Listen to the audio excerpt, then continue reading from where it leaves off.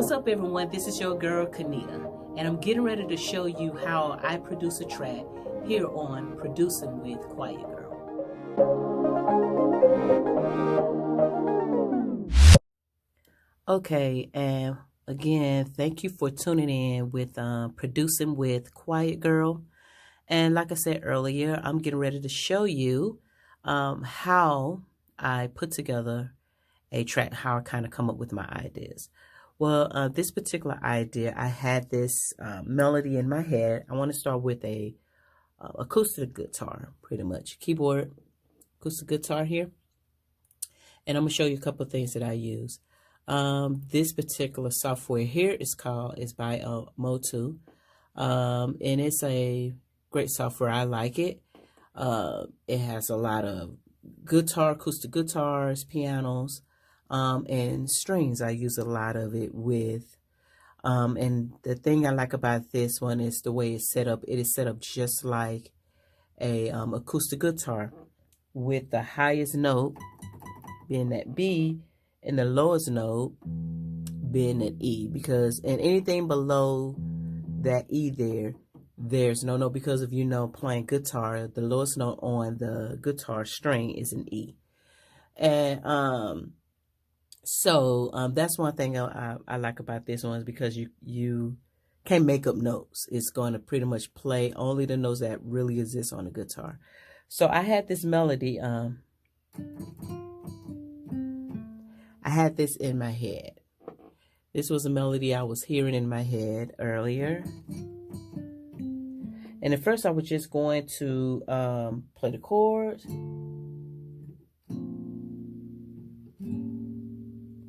But then I wanted to play it more like a guitar.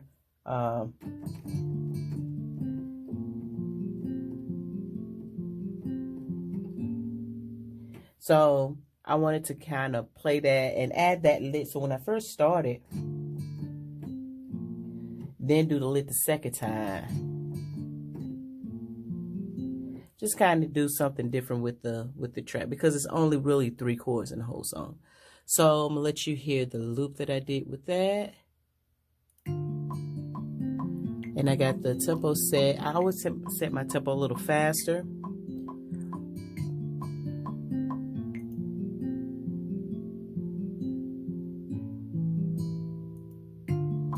And it just start over right there. So that is what I did with the guitar. Listening to it, I wanted to add a couple little effects to this guitar because it sounds great, but I wanted to take it somewhere different. So I pull up this plugin, and this is a wave plugin. It's by Chris Lloyd. If you dealt with his plugins, it's very easy to use his plugins. So I started with a preset here, then I kind of adjusted it a little bit to fit my taste. So I'm going to play it without the effect.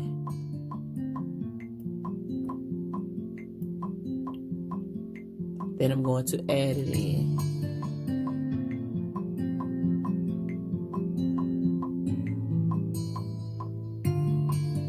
And already you can hear the brightness and the guitar, the delays, the reverb add a little width to it also. So now after that, I decided I want to go ahead and put down some drums. And again, this is just an idea of how I kind of came up with it. My drums, again, I go back and say I use Maschine. Maschine is my go-to instrument, my go-to software that I put down all of my ideas with, especially when it comes to drum pattern. I love native. I also have like other keyboards and synth in here, but I started off here and these drums here. So I put a simple drum pattern down. I'm gonna let you hear that.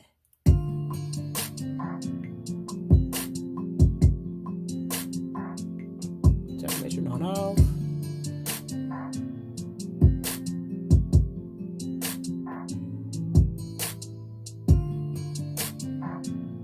So that is what I came up with for my drum pattern. Let's move on to a bass. The bass that I'm using is a sub bass. It is by Native, this particular bass here. Um, and I like this bass because I can go in and I can change a couple of things. I can move the octave up. I can make it legato or whatever I want to do to it. I can change the attack, the sustain. I can add a little filter to it. So I can kind of change it from a saw to whatever I want. So pretty cool bass. I get to kind of change it and make it feel. I like this. I made this one kind of with a little bit of bite at the end, but more still subtle. So this is, and my bass line, the way I come up with this one, my bass line is really just following my guitar line. Nothing difficult going on with it because I didn't think I need to make it busy. But one thing I did do is on the verse, I played, I started the bass line really low here. And then when the chorus come up, I move it up an octave. And I put a little bit of movement in it, not too much because I still don't want it to get in the way of the song. So I'm going to let you check that out. I'm going to start with the verse. And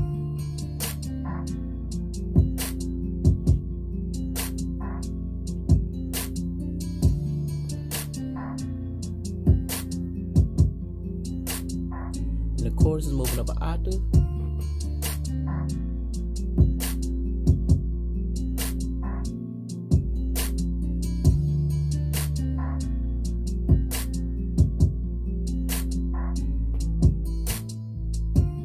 Back down again.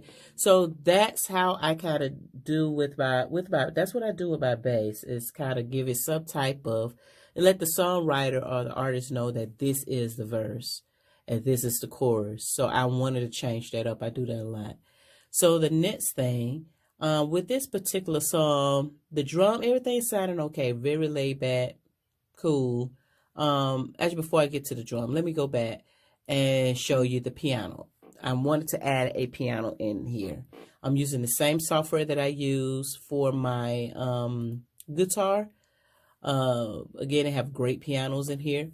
So I want the piano to be more just really out of the way. And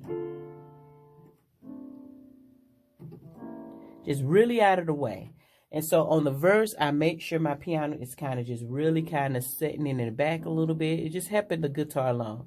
Then when the chorus comes along, I'm still there, but then in that lick that you heard, that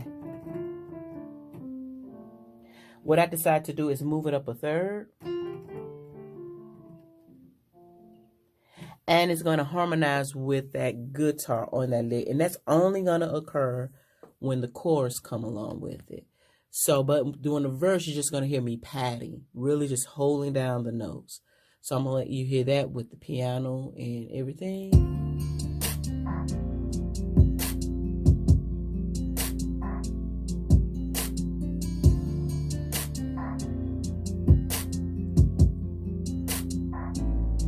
Chorus.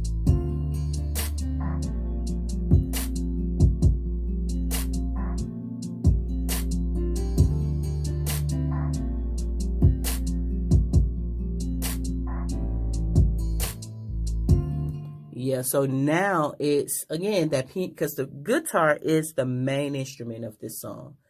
That is the selling point of this song, is the guitar.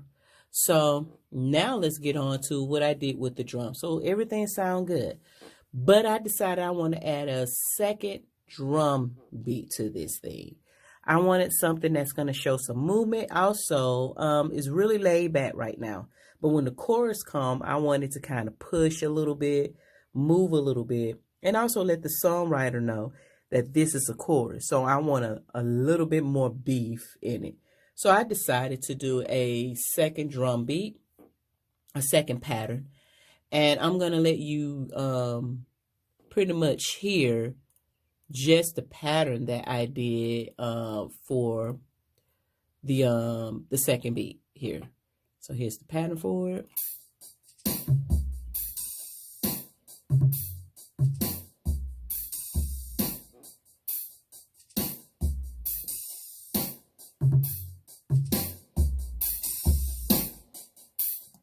And that is what the second beat is doing. So now, with that being said, if I go back, and I'm probably going to use only this pattern when the chorus is coming along, to beef it up a little bit. So now I'm going to play you the verse, and then you're going to hear when that pattern come in and change it up for the chorus.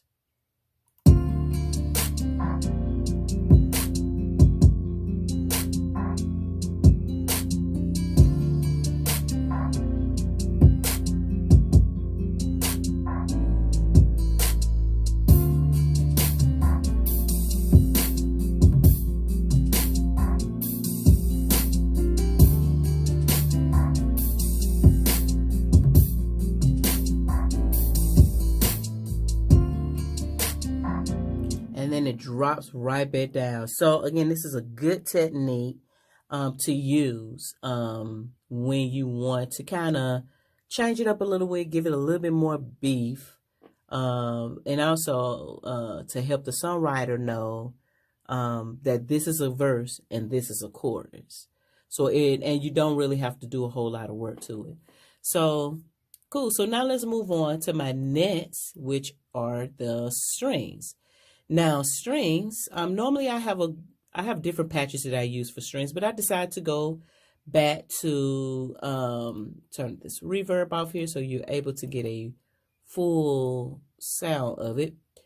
I decided to go back to Motu again because I got great strings. But what I decided to do with this one is separate my strings. So I have cello here, I have a viola here, violin 1 and a violin 2.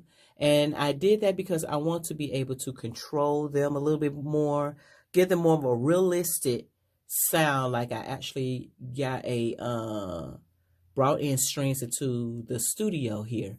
And I also decided to use the strings that I'm using, instead of straight holding strings, I wanted something with a tremolo on it. I wanted to tremolo a little bit so you get that realistic sound that I like on here. And it sounds like it's a bit much right now by itself. But once you put the music to it and mix it in the song really well, you won't even really hear it so hard. But you also can change all of that. That's the thing I like about the software. You can go in and change how hard it's attacking and all that particular stuff there. So let's listen to what I did with the strings. And I'm actually just going to loop just the chorus part that I did here. There we go. And so let's take a listen to the strings.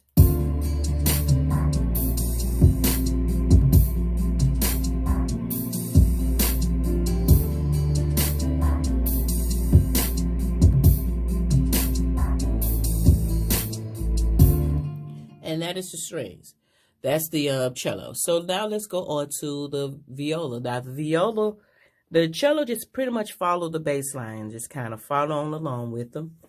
The viola is going to harmonize, going to start adding harmony. That's where you can kind of sing a little bit, just sing along with the song, find that nice melody, but don't make it busy. You want it to still feel good with the track, still kind of stay hidden, but you know it's there.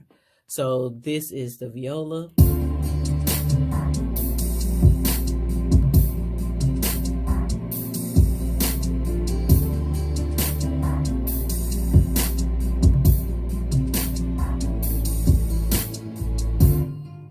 And that's viola. And notice what I'm doing is I'm actually following the chorus of the song, whatever chorus I'm playing. And again, I'm just trying to stay out of the way, but still bring that beauty of the song out. So now the next one is my violin 1. Same thing. You want to sing probably like a harmony part above. Again, each instrument needs to move up. That's why I always start with the cello first, then the viola, then the violin. And so now I'm going to build another melody harmony part above the viola. So this is the violin 1.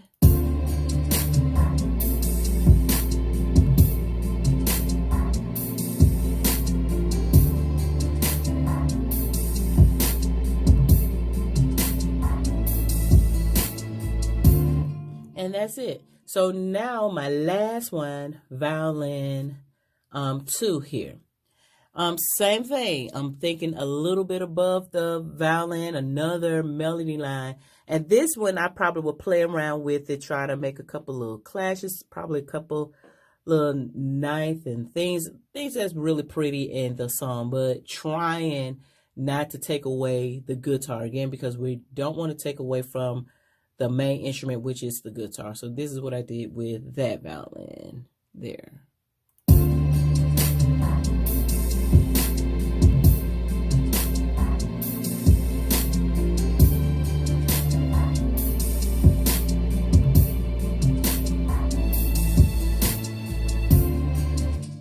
And that is violin 2 there. So everything sounds good. I probably do a little padding with it, as you can see. I probably move it out of the way. And this is not mixed at all, trust me. But I just kind of try to get a good ear of what I'm really trying to hear, so I can move on to the next instrument. So I like the violin, so I went in and I add this particular reverb here. And this is my favorite reverb. I love this reverb. It brings so much color and brightness and width out of a song. I definitely say if you don't have this one, please get it. You will fall in love with it and you will use it for everything. And it's really good, especially when you recording a lot of you're using your voice as an instrument. Like I use a lot of my voice, like I'll say words. And I put this delay very heavy on it, and it pushes in the back of the track. And it's always, like I said, great reverb to kind of fit really good in the mix. So I put it on my strings. And this is what it sounds like with it on the strings here. I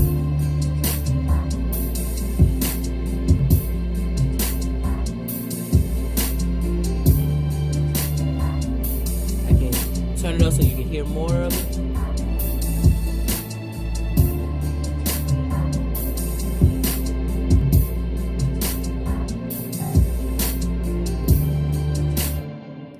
And you hear right when I stop how it just still goes on. And it's really, I love this reverb. This is like my favorite.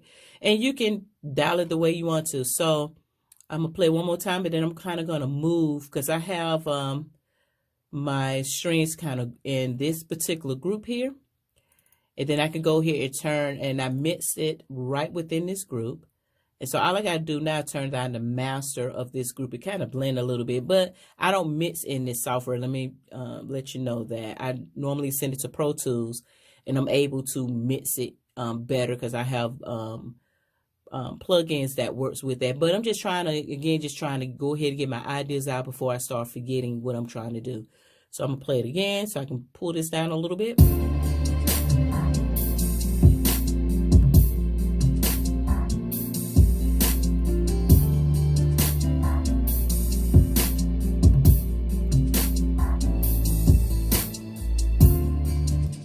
There we go. And right now that sounds pretty good. It's not too, again, you don't want the string to be just all in your face. The strings can become overpowering sometimes. But I love strings. You know, I'm one of them that will put strings in everything. But again, you got to know how to make them there, but don't make them take over your track, especially if it's not meant to. So let's move on to the next thing. So after all of that, I decided I heard that melody again, and what this is this is a flute sound that I'm going for here. I'm gonna turn that off again. Same software that I use with my guitar, my piano. They have woodwinds and everything in there.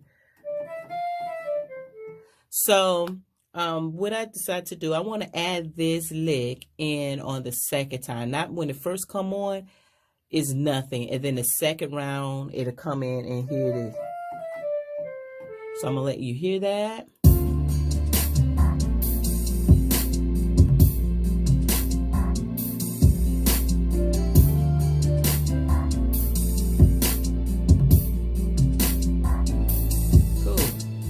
Cool. And again, I added that reverb in again, the same one I showed you, because it sounds good. It just sounds a little bit dry with everything now.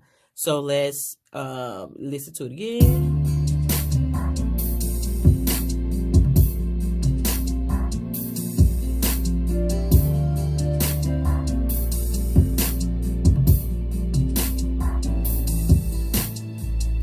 There we go. And so now that flute is not like it just cut right in the thing. It's kind of flowing along with the song. So let's move on next. I decided I wanted to add a small synth sound into this here. And what this synth sound is something that like I said, I don't want the synth to be really, really in the face. And it's by Cloud Supply, a native software there that I purchased with Native. And again, I don't want it to be loud, so all I'm doing is little stabs. I'm not really doing stabs. I'm holding it, getting out the way, and then get out the way.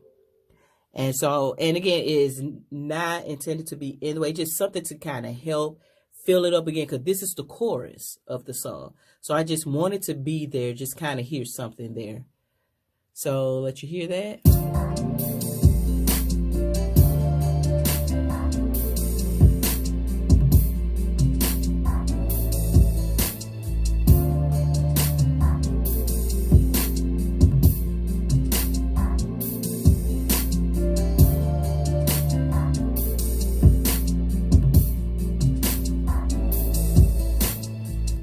That's it. That's all I need to do with that there. One last sound, and this particular sound is something that it's just a small little lead, and it's by Soul Session. It's a really nice little sound. And what I decided to do was add this. It's just two notes, C to C. And I'm going to add a reverb, that same reverb that I had, because I wanted to kind of tell a little. So it just kind of feels really good. Now, the thing with this particular sound, this is something I call like ear candy. If you listen to it by itself, it makes no sense. But when you put it into music, it's one of those things like, what is that? That's nice. I wasn't expecting that. It's really, really quick, and it's out of the way. I'm not putting it at the beginning of the song, and I'm not putting it at the end. I'm finding a great spot to put it where your ears kind of will wake up a little bit. So, and I'll let you check that out.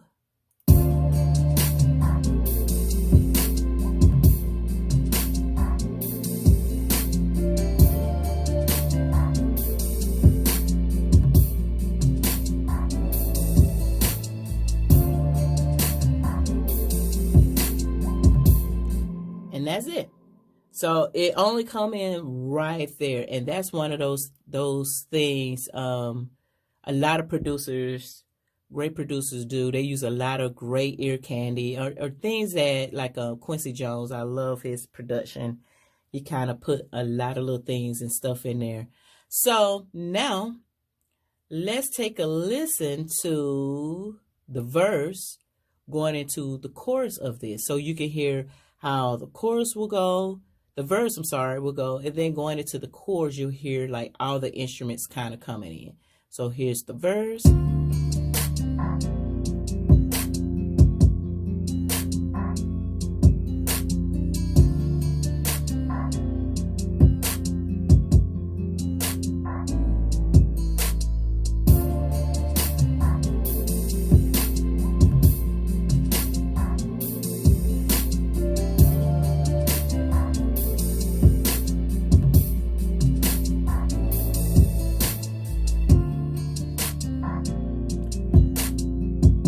Even if you want to, like here at the bottom, I added a couple little toms. Well, not really toms, sorry, timpanis. And you hear them kind of changing it for you.